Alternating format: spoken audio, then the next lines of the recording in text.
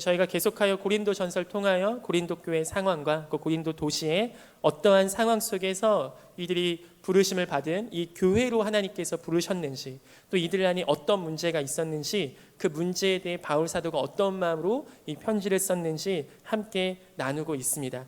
혹시 들으시는 분들 중에 저는 기억이 안 나는데요 하면, 오늘부터는 저희가 교회에서 조모임을 하게 됩니다. 그래서 조모임 때 조장님께 물어보시면 굉장히 상세하게 알려주실 줄 믿습니다. 만약에 조장님도 잘 모르는데 하면 저한테 꼭 신고하세요. 그 조장님은 저하고 개인 면담할 예정입니다. 우리가 이 고린도 교회, 이 고린도 교회는 4개의 파로 이미 나누어져 있어서 분열과 분쟁의 소식을 들은 것, 또 여러 가지 음란의 문제와 우상 숭배의 음식의 문제 등 여러 가지 문제들이 산적해 있는 상황 속에서 이 바울 사도가 가장 안타깝게 여긴 것 중에 제일 먼저 권면한 것이 같은 마음을 품는 공동체임을 바울 사도가 고린도 교회에게 계속하여 권면하고 있습니다. 지난번에는 바울 사도가 어떤 말을 많이 했냐면 하나님의 어리석음을 이야기하면서 사람의 지혜, 왜냐하면 그 결국은 고린도 교회가 고린도 도시의 영향을 받았다면 그곳에서는 누가 더 지혜로운가, 누가 더 철학자인가, 누가 더 말을 잘하는가, 누가 더 이 화려한 수사학을 잘하는가, 이런 것들이 굉장히 경쟁적으로 이루어진 곳이 고린도였습니다. 그러니까 고린도 교회 안에서도 바울파가 더 말을 잘하는가, 아볼로파가 더욱더 힘이 센가, 이 게바파냐 그리스도파냐, 어느 파가 더 정통 복음에 대해 누가 더 지혜롭게 이 복음을 현란하게 전하며 누가 더 아름다운 말로 이 교회의 질서와 교회 이야기를 할 수 있는가, 누가 더 방언과 예언과 주님께서 주신 은사로 누가 더 결국은 더 사역을 잘하는가, 누가 더 하나님께 잘 쓰임 받는가. 어쩌면 지금 우리 안에도 고민과 어쩌면 우리 안에도 잘못해서는 경쟁할 수 있었던 시스템이 고린도 교회 당시에도 이게 굉장히 심했던 것 같습니다. 그래서 이거에 대해 바울 사도는 누가 더 지혜로운 것이 뭐가 중요하냐, 인간의 지혜로 이 복음이 전해지지 않느냐, 유대인은 표적을 구하고 헬라인은 지혜를 구하나 그리스도의 십자가의 도, 이 복음에는 내가 전한 것이 없는데, 이러면서 바울 사도는 이 하나님의 어리석은, 하나님의 미련함이 이 세상의 모든 지혜보다 더욱더 지혜로움을 지난 시간에 말씀을 통하여 하나님께서 우리 가운데 전해주신 줄 믿습니다. 오늘은 2장을 시작할 때 형제들아 이렇게 시작합니다. 형제들아. 바울 사도는 지금 자기를 따르는 바울파만을 부르는 게 절대 아닙니다. 이 고린도전서 편지의 목적은 바울파에게 힘을 실어주기 위한 것은 더더욱 아닙니다. 바울에게는 정말로 지금 피를 토하는 심정으로 이 고린도 교회에게 편지하고 있는 겁니다. 이 바울에게는 무슨 파인가가 중요한 게 아니었어요. 그래서 우리 같은 식구들아, 형제들아, 내가 너희에게 나아가 하나님의 증거를 전할 때 말과 지혜의 아름다운 것을 아니하였다고 합니다. 4절 보시면 내 말과 내 전도함이 설득력 있는 지혜의 말로 하지 아니하고 다만 성령의 나타나심과 능력으로 하여, 이렇게 표현이 되고 있습니다. 거기다 3절은 내가 너희 가운데 있을 때 어땠냐, 약하고 두려워하고 심히 떨었다. 이것은 바울이 지금 내가 그래도 열심히 하지 않았냐, 내가 그래도 사역을 너네한테 막 이렇게 개척하는 것까지 얼마나 힘든지 너네 보지 않았냐, 이런 컨셉이 아니에요. 얘들아, 내가 너희에게 전도할 때, 내가 너희에게 처음 하나님 말씀 전할 때 나 진짜 약했어. 나 진짜 두려웠고, 그 거대하고 그 풍성하고 돈이 많고 너무나 잘 나가는 그 고린도 도시에서 정말 이 바울 사도의 모습은 한없이 텐트 만들고 그렇게 하루하루 벌어먹고 사는, 이 바울 사도도 분명히 굉장히 좋은 집안이었고 굉장히 좋은 혈통이었으며 굉장히 유능한 지식인이었지만 바울 사도는 작정하고 그렇게 이곳에서 복음을 전하지 않았습니다. 시간이 된다면 조금 더 설명하고 싶지만 고린도에서 사역하시기 전에 이 바울 사도는 어디서 사역했냐면 아테네에서 사역을 하고 거기서 설교를 합니다. 근데 그때에서의 설교는 정말 그 당시 지식인들이 들을 만한 굉장히 현란한 말을 막 썼어요. 막 어떻게 창조가 됐고 뭐 전 세계 막 신이 이렇게 있고, 나중에 기회 되면 사도행전을 좀 찾아보세요. 그런데 그곳에서는 큰 열매가 없었습니다. 오히려 아덴에서 고린도에서 옮겨와서 이곳에서는 바울 사도가 정말로 십자가의 도, 십자가의 복음, 어떤 지혜로운 말이 아니라 정말 미련해 보이고 무식해 보이는 이 십자가의 도만을 전했는데도 하나님께서 능력으로 나타나셨습니다. 하나님께서 오늘 바울 사도를 통하여 고린도 교회에게 편지하는 하나님의 말씀을 주는 가장 큰 목적 중에 하나가 어쩌면 우리 가운데 있었던 복음을 전했던 메신저들을 머릿속에서 지우는 작업입니다. 여러분 혹시 주일학교 때나 중고등부 때나 굉장히 여러분에게 큰 영향을 주셨고, 나는 그 전도사님, 그 목사님께서 설교하시는 걸 듣고 예수님 믿게 됐어요, 이렇게 얘기하실 수 있는 청년들 혹시 계신가요? 계시면 그건 굉장히 귀한 겁니다. 굉장히 하나님께서 주신 축복이에요. 굉장히 귀한 영적인 멘토와 멘티의 관계입니다. 저도 가끔 그런 말을 들을 때가 있습니다. 전도사님 통해서. 그런데 그때마다 제가 정말로 저에게도 하나님 앞에 늘 깨어 있으려고 기도하고 그 친구에도 꼭 얘기해 주는 게 있습니다. 절대 나 때문에가 아닙니다. 메신저들은, 사역자들은 전도사님이든 목사님이든 사실은 누가 복음을 전했는지가 중요한 게 절대 아닙니다. 여러분, 금이 있는데 금이 여기 담겨 있고 이 컵에 담겨 있고 중요합니까? 여기 담겨 있어야 되고 여긴 담기면 안 되고, 그럼 여기 담겨 있었으면 그 금이 값이 하락합니까? 절대 아니죠. 우리는 보배를 담은 질그릇입니다. 저나 여러분이나 우리 안에는 복음, 예수 그리스도가 이 계신 거예요. 신은호도 아무것도 아니고 그 누구도 아무것도 아닙니다. 오직 바울의 고백처럼 바울도 아무것도 아니고 사실은 우리 안에 있는 그 전함받은 메시지이신 예수 그리스도의 복음의 능력만이 우리 가운데 충만하게 있기를 소망합니다. 오늘 말씀이 바로 그렇게 시작해요. 나는 너희에게 지혜로운 모습으로 전한 것도 아니고 말의 화려함으로 전한 것도 아니야. 약하고 두려워하면서 떤 가운데 너희에게 전한 복음, 그 복음이 결국 너희를 여기까지 인도하지 않았니? 5절 말씀, 너희 믿음이 사람의 지혜에 있지 아니하고 다만 하나님의 능력에 있게 하려 하였도다. 아멘. 아까 말씀드렸지만 여러분의 믿음이 어디 기반 위에 있습니까? 뛰어나신 목사님의 설교 위에 있습니까? 뛰어나신 선교사님의 헌신 위에 있습니까? 너무나 여러분을 사랑해줬던 언니, 오빠, 형, 누나의 그 마음에 있습니까? 그것이 여러분의 믿음의 기반입니까? 죄송하지만 만약에 그러셨다면 오늘 여러분 기도하시면서 그 모든 기반을 다시 재정립하시기를 축복합니다. 우리의 믿음의 기반은 오직 하나님의 능력, 오직 하나님의 사랑, 오직 하나님의 은혜만 있는 줄 믿습니다. 우리가 그 다음 6절부터 함께 또 보기를 원합니다. 6절부터는 그러나 우리가 온전한 자들 중에서는 지혜를 말하노니, 지금까지는 마치 지혜와 이 성령 하나님의 능력을 대비하는 것 같은 얘기를 했습니다. 지혜로 전한 게 아니다, 말의 지혜가 아니다, 하나님의 능력이다. 근데 이제 바울 사도가 어떤 얘기냐면, 내가 이제 진짜 지혜를 말하고 싶다. 그럼 진짜 참 지혜가 뭐냐? 너네가 말한 지혜들, 니네가 얘기한 그 수사학들, 니네가 얘기한 그렇게 뛰어난 철학들, 그것 이전에 정말 뛰어난 지혜가 무엇인지 아느냐? 그 얘기를 오늘 바울 사도가 본격적으로 2장에 시작합니다. 여러 수사학들 집어치워, 여러 말의 지혜들, 현란한 말들 다 치워. 진짜 지혜가 뭔지 한번 이야기해보자. 7절, 오직 은밀한 가운데 있는 하나님의 지혜를 말하는 것입니다. 은밀합니다. 그래서 하나님께서 알려주시지 않으면 그 누구도 알 수가 없습니다. 우리에게 복음이 들려지지 않으면, 우리 가운데 이 말씀을 통하여 우리가 보지 않고 듣지 않으면 우리는 가만히 있어서 득도하는 게 절대 아니에요. 가만히 있어서 깨달았다, 이건 절대 아닙니다. 믿음은 들음에서 납니다. 그 은밀하지만 모든 사람에게 들려지는 그 복음 안에 있는 하나님의 지혜가 우리를 깨닫게 할 줄 믿습니다. 곧 감추어졌던 것인데 하나님이 우리의 영광을 위하여 만세전에 미리 정한 것이라. 이거는 영원 가운데 정한 것이라는 거예요. 여러분, 하나님께서 여러분을 구원하시기로 작정하셨다는 걸 믿으세요?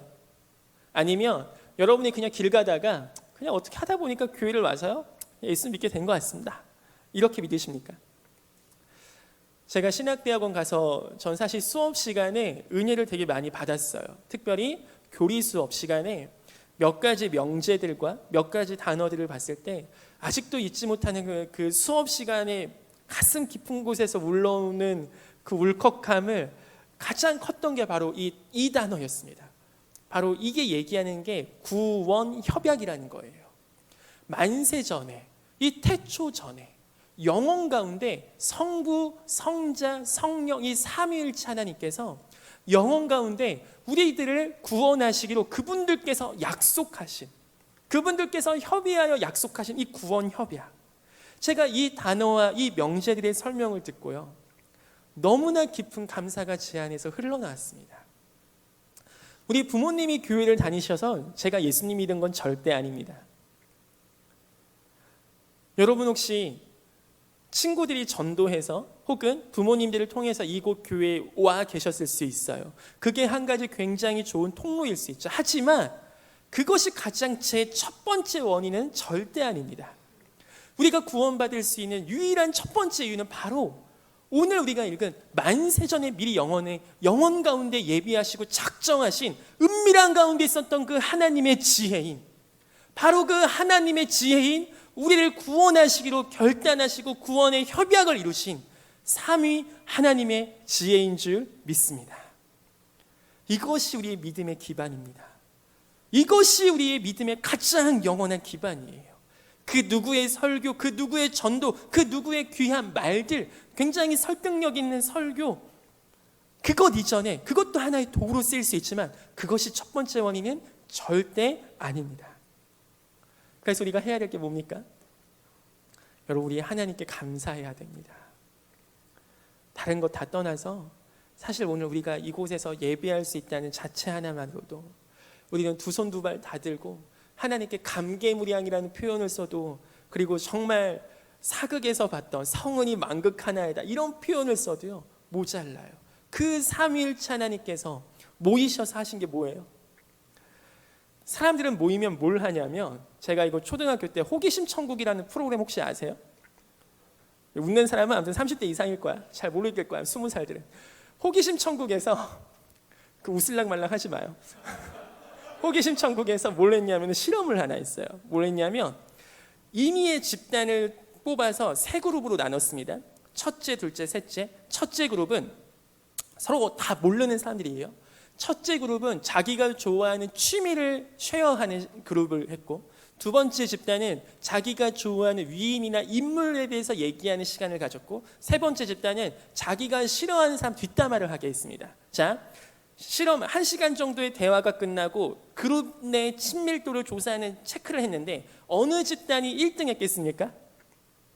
우리 머릿속에 너무나 정확한 답이 그려지지 않습니까?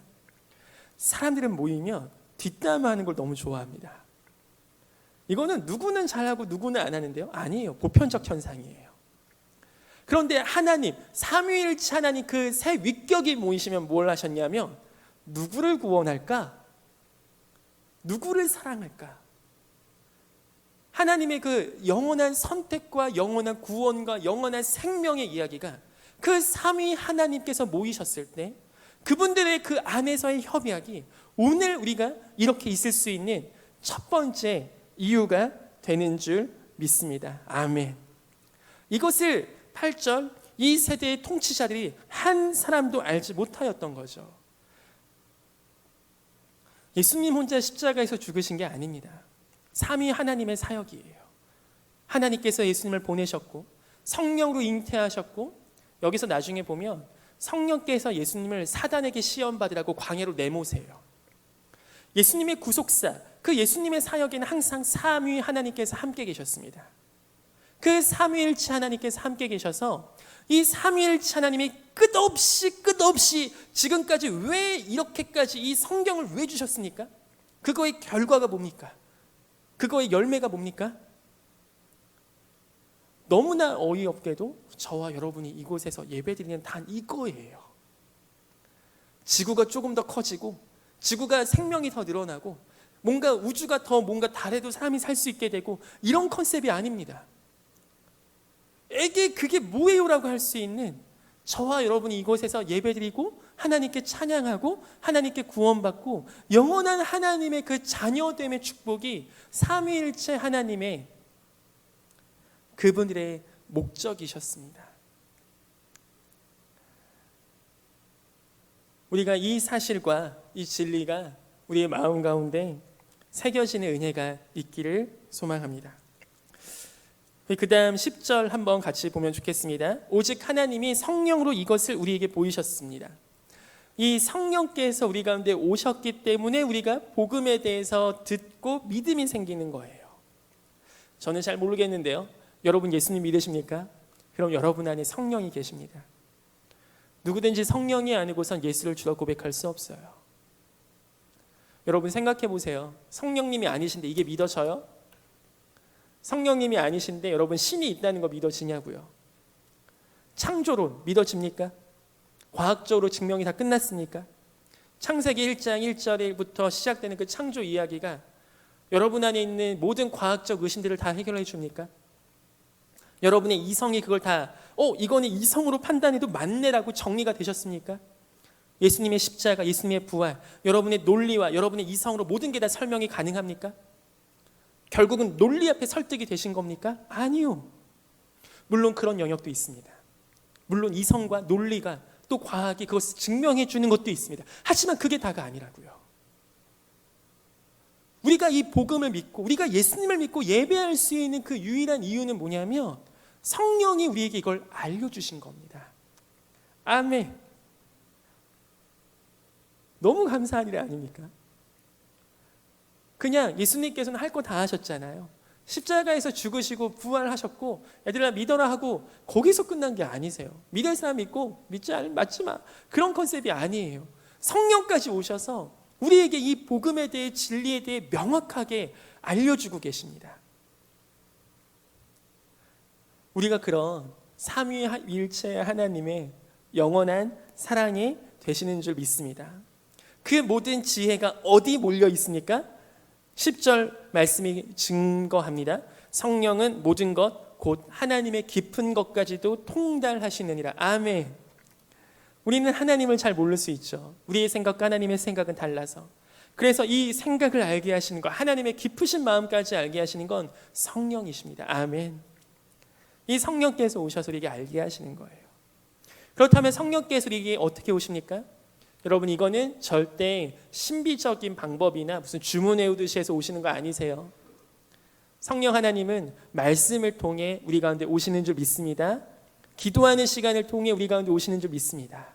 성령 하나님의 검, 곧 말씀입니다. 우리가 매일 큐티하는 시간, 매일은 아니어도 매주 큐티하는 시간, 어쩌면 1년에 한 번 큐티하는 그 시간에서도 성령께서 우리 가운데 임재하실 줄 믿습니다. 여러분 그 믿음을 가지세요. 우리가 야심차게 시작한 교리 맥잡기, 큐티 학교, 온라인 학교.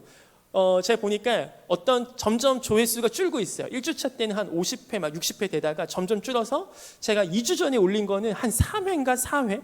학생이 24명인데 제가 그걸 보면서 많은 중독 포기자가 있구나 이런 생각이 들었어요. 고개 숙이지 마세요. 제가 오해할 수 있으니까. 여러분 근데요 중독 포기했다고 해서 절대 자괴감 빠지지 않기를 소망합니다. 그냥 교리 맥잡기 신청한 그 순간 성령께서 함께 하신 줄 믿습니다. 원래 아무것도 안 하다가 한번 해본 게 대단한 거예요. 아무것도 시도도 안 하려고 하다가 이번에 한 해 그냥 클릭 한번 이거 해봐야겠다 하셨으면 이번 학기는 그걸로 수료하신 겁니다. 다음에는 한 번 들으시면 돼요. 그 다음에는 2번 들으시면 돼요. 단순히 훈련이 우리를 변화시키는 게 아닙니다. 성경 공부 많이 듣는다고 변화시키는 게 아니에요. 제가 여러분이 중독 포기할 걸 알지만 계속하여 동원하고 함께하자고 한 거는 그냥 신청하셨으면 괜찮습니다. 한 번 들으셨으면 괜찮아요. 왜 그렇습니까? 말씀에는 힘이 있습니다. 우리 하나님은 절대 야박하신 분이 아니세요. 우리 하나님은 자신의 기준과 자신의 선을 항상 우리에게 명확하게 얘기하시지만 그 율법을 이루지 못한 우리 가운데 복음으로 다가오시는 분이 우리 하나님이신 줄 믿습니다. 이 성령께서 이 모든 것을 통달하셔서 우리에게 알려주시는데 11절 사람의 일을 사람의 속에 있는 영 외에 누가 알리요? 이와 같이 하나님의 일도 하나님의 영 외에는 아무도 알지 못하니라. 공부한다고 해서 하나님의 마음 잘 모릅니다.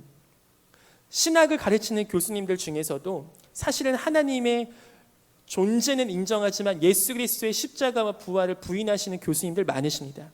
물론 이 한국은 그래도 굉장히 보수적인 신학과 정통적인 신앙이 굉장히 강해서 괜찮지만 유럽이나 미국 쪽엔 굉장히 많다고 들었어요. 많이 공부한다고 많이 안다고 해서 하나님이 믿어지고 주의 복음 우리 가운데 예수가 주로 영접되고 예수님을 주로 고백할 수 있다는 건요, 전혀 다른 얘기예요. 이거는 성령께서 알게 하신 것밖에 안 돼요. 그래서 우리가 누구도 하나님 앞에서 자랑할 수 없음을 믿습니다. 13절, 우리가 이것을 말하거니와 사람의 지혜가 가르친 말로 아니하고 오직 성령께서 가르치시는 것으로 하니 영적인 일은 영적인 것으로 분별하느니라. 아멘. 하나님께서 우리 가운데 성령을 통하여 가르치십니다. 그래서 우리의 가장 첫 번째 스승님은 성령님 되시는 줄 믿습니다. 그 성령께서 우리의 삶을 인도하시고 가르치시는 거죠. 그 지혜에 대해서 바울 사도가 계속 얘기하는데 결국 어디로 귀결됩니까? 너희가 진짜 지혜를 알고 싶으냐? 이 은밀한 가운데 있는 하나님의 지혜를 알고 싶으냐? 그럼 이게 성령으로 지금 귀결되는 거예요. 성령이 아니고선, 성령님이 아니고선 이거 알려주실 수 없다고.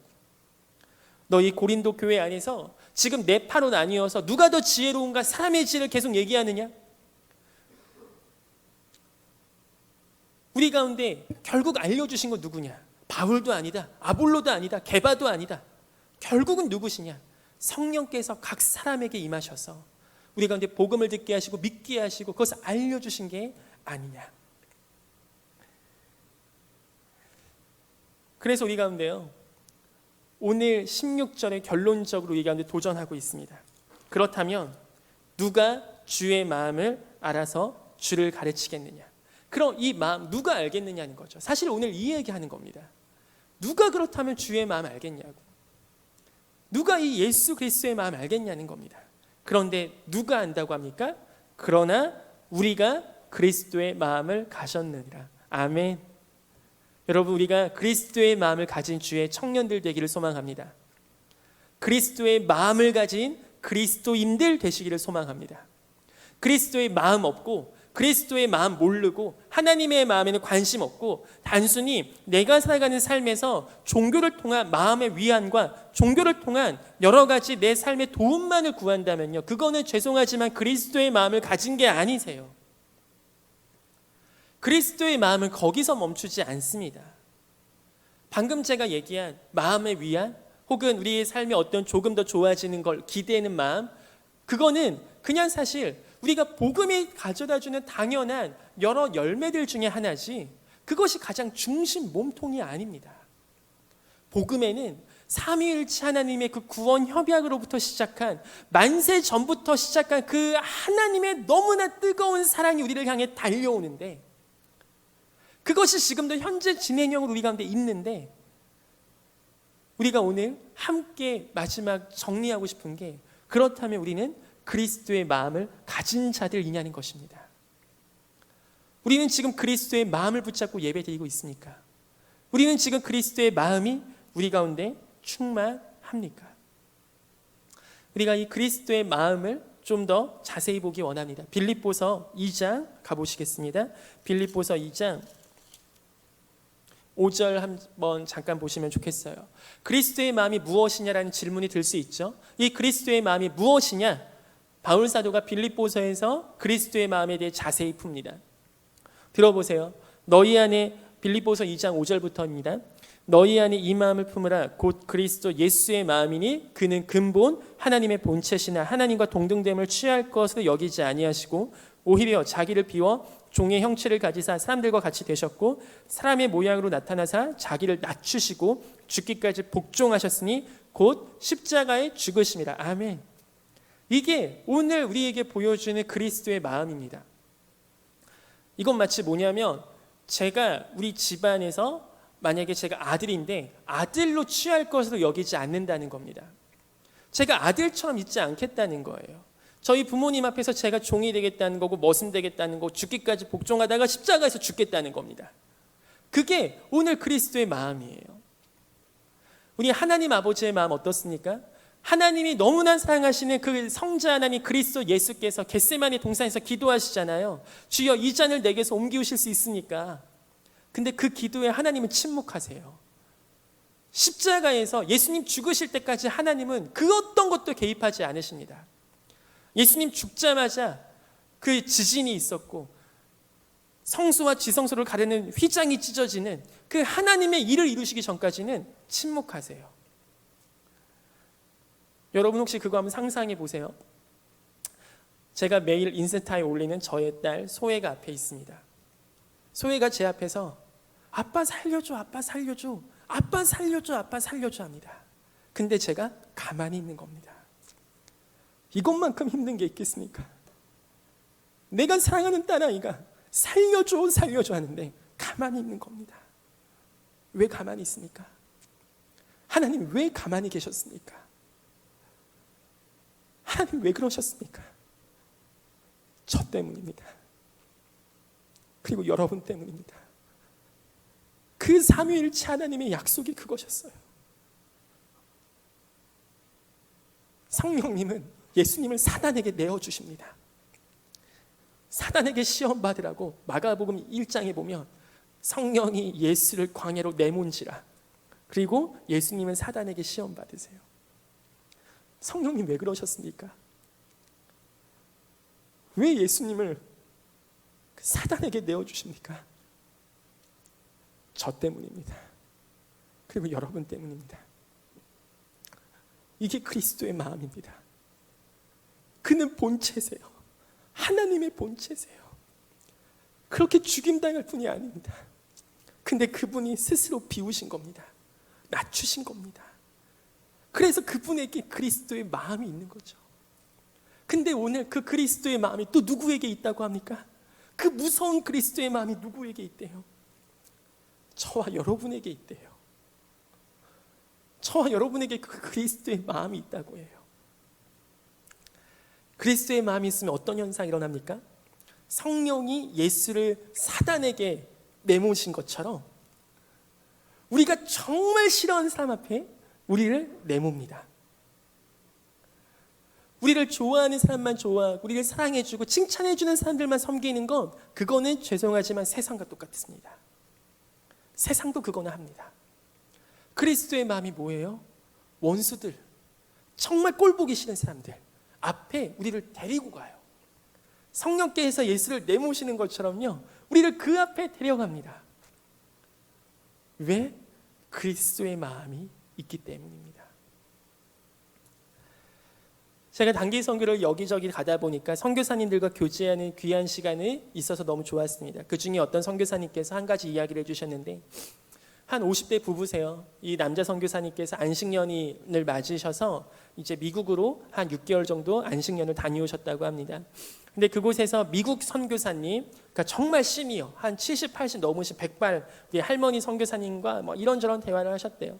근데 대화를 하시면서 너무나 성질난 게 있어서 자기 아내 선교사님을 사실 잃는 거죠. 아니 어떻게 여자가 돼 갖고 설거지도 안 하고, 내가 요새 막 다 설거지 한다고, 예전엔 다 밥도 차려주겠는데 이젠 막 내가 밥 차린다고, 어떻게 이럴 수 있냐고 막 그 한풀이를 어디 할 데가 없으니까 그 할머니 선교사님께 막 하셨나 봐요. 그랬더니 그 할머니 백인 선교사님께서 너무 맞장구를 잘 쳐주셨대요. 그래서 막 이런저런 얘기 다 하고 너무 속이 시원해서 했는데 마지막에 그 할머니 선교사님께서 이렇게 말씀하셨답니다. 당신이 설거지 하셔야 됩니다. 그래서 그분이 너무나 어이가 없어서 지금까지 들어준 게 뭐야 하면서 막 어떻게 할 수 있냐 막 했더니 그 할머니 선교사님이 이 말로 딱 정리하셨습니다. 그래서 그걸 들으신 그 50대 남성 선교사님께서 그 뒤로 아무 말씀 못 하신대요. 그 할머니 백인 선교사님께서 하신 말씀 바로 이거였어요. Because of Christ. 넌 설거지 해야 돼.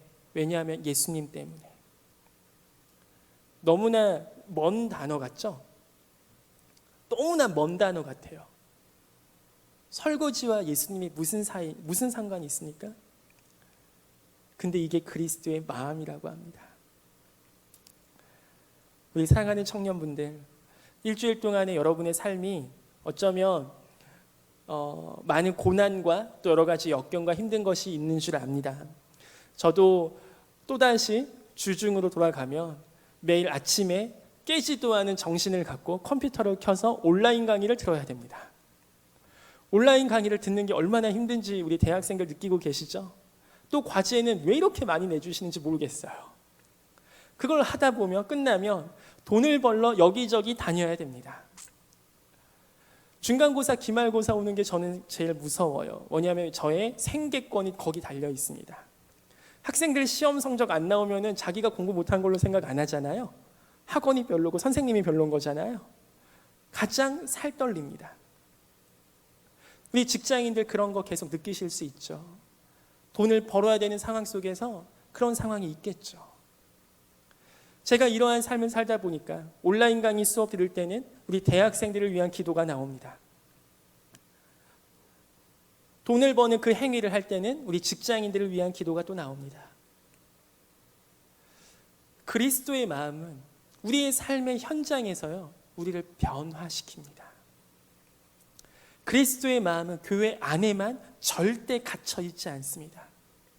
그리스도의 마음은 우리를 성령께서 예수를 광야로 내모신 것처럼 우리가 가장 가기 싫은 그곳으로 내모시는 것 같지만 그곳에서도 사랑하게 하고 그곳에서도 은혜롭게 하고 그곳에서도 그리스도와 같이 살아가는 그 힘을 주는 줄 믿습니다. 여러분, 그래서 이것은 내가 해야지 해서 해는 절대 아니에요. 여러분, 오늘 나는 순교하겠습니다 얘기하면 순교할 수 있습니까? 저는 그런 생각하면 순교 절대 못해요. 너무나 무섭습니다. 그런데 갑자기 언제 내 입에서 순교 얘기가 나오냐면 계속 주님을 묵상하고 주님 생각하고 주님 앞에 찬양하고 하다 보면 저도 모르게 저희 입술에서 순교 이야기가 나오는 거죠. 하나님을 위해 그 거룩한 일을 할 수 있다면 그 길을 걸어가고 싶습니다. 하나님 없이는 그거 저 절대 못하는데 하나님을 계속 보고 그 삼위일체 하나님이 저를 어떻게 생각하시고 어떻게 사랑하시고 그 그리스도의 마음으로 우리를 어떻게 구원하셨는지를 알면 우리가 정말 하기 싫은 그거, 우리가 정말 만나기 싫은 그 사람, 그 앞에 우리도 모르게 한 걸음 한 걸음 가고 있는, 우리들을 만나는, 우리들을 발견하는 우리 사랑스러운 청년들 되시기를 축복합니다.